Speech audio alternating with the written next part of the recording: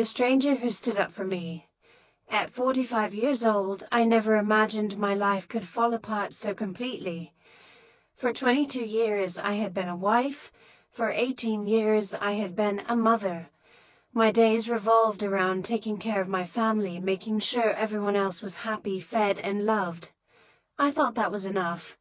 I thought love meant sacrifice. I thought loyalty would be returned. I was wrong. The day my husband told me he wanted a divorce, the world seemed to stop spinning. "I don't love you anymore," he said coldly, just like that. No tears, no regret, no hesitation. 22 years together reduced to a single sentence. At first I laughed, not because it was funny, because my mind refused to accept it. I waited for him to say he was joking. He never did. Instead, he calmly explained that he had met someone else, someone younger, someone who made him feel alive. Every word felt like another knife sinking deeper into my chest. But what hurt even more was what happened next.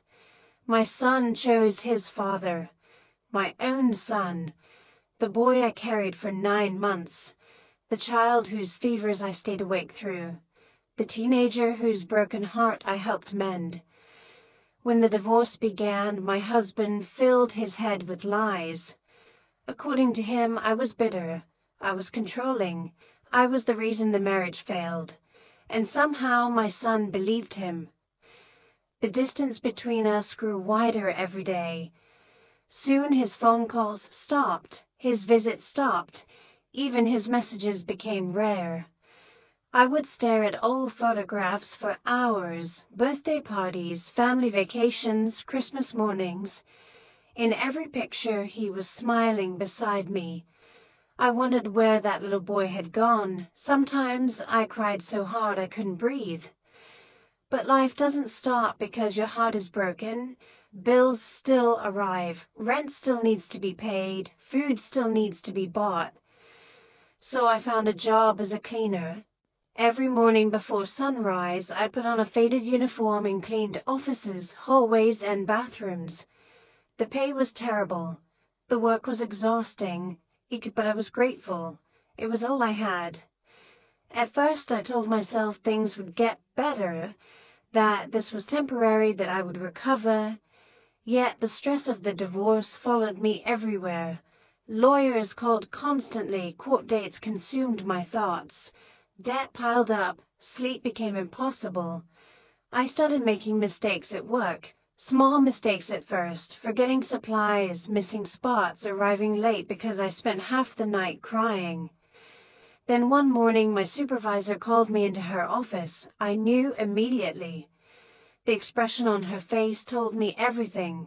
She sighed. "I am sorry, but we need someone more reliable." My stomach dropped. "Please," I whispered, "I need this job." She looked uncomfortable. "I know, but the decision has already been made." And just like that, I lost the last thing holding my life together. I walked out carrying a cardboard box with my few belongings, a coffee mug, a notebook, a family photo I couldn't bring myself to throw away. The sky was gray, cold, empty, exactly how I felt inside. I wandered aimlessly through the city. I didn't know where I was going. I didn't care.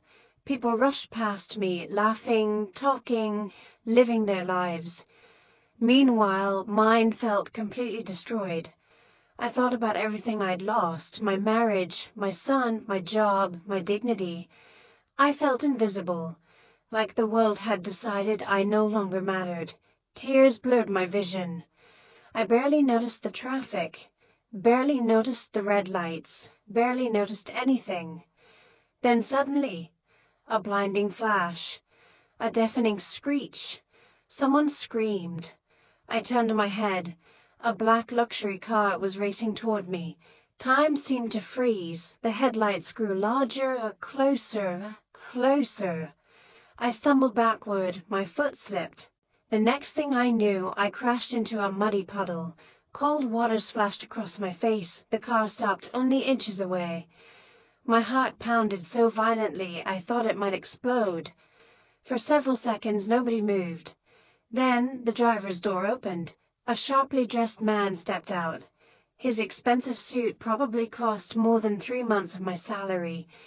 Instead of asking if I was okay, he glared at me. "Do you realize you almost dented my car?" I stared at him in shock. My entire body was shaking. I'm sorry."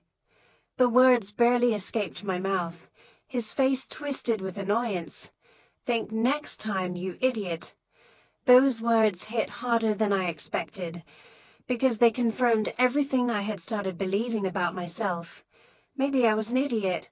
Maybe I was worthless. Maybe everyone would be better off without me. I lowered my head.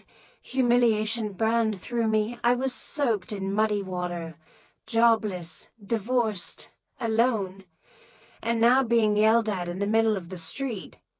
Then suddenly another voice appeared. A deep voice, calm, firm. "Don't you dare speak to a woman like that." Everything went silent.